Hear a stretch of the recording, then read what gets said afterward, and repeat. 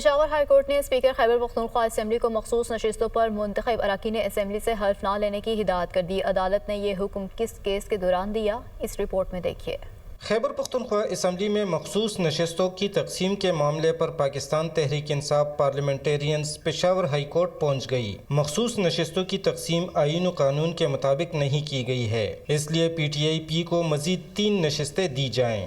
Justice Arshad علی اور justice Khurshid Iqbal پر مشتمل 2 رکنی بینچ نے پی ٹی آئی پی کی درخواست پر سماعت کی۔ درخواست گزار کے وکیل نے موقف اپنایا کہ خیبر پختونخوا اسمبلی میں مخصوص نشستوں کی تقسیم آئین و قانون کے مطابق نہیں کی گئی ہے۔ پی ٹی آئی پی کے اس وقت 2 منتخب اراکین اسمبلی ہیں اور وہ مزید 3 مخصوص نشستوں کی حقدار ہے۔ دوران سماعت عدالت نے استفسار کیا کہ آپ الیکشن کمیشن سے رجوع کیوں نہیں کرتے، جس پر وکیل نے عدالت کو بتایا کہ جب الیکشن کمیشن نوٹیفیکیشن جاری کرے تو پھر اس میں کچھ نہیں ہو سکتا، اس لیے عدالت مخصوص نشستوں پر منتخب اراکین کو حلف لینے سے روکے، جس پر عدالت نے اسپیکر اور متعلقہ فریقین کو نوٹس جاری کرتے ہوئے نئے منتخب اراکین سے حلف لینے سے روک دیا۔